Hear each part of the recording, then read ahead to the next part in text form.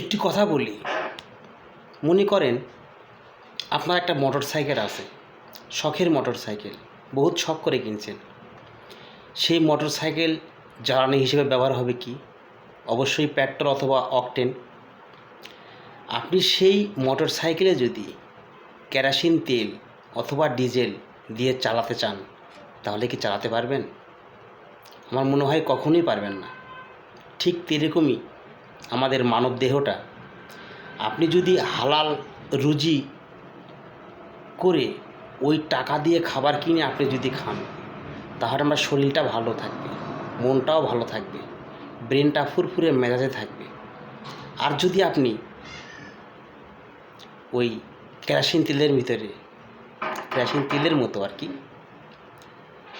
হারাম খানা খান, হারাম ইনকাম করে, হালাল খাবারই খেলেন, তবে হারাম ইনকাম করে যদি আপনি খান, সেইটা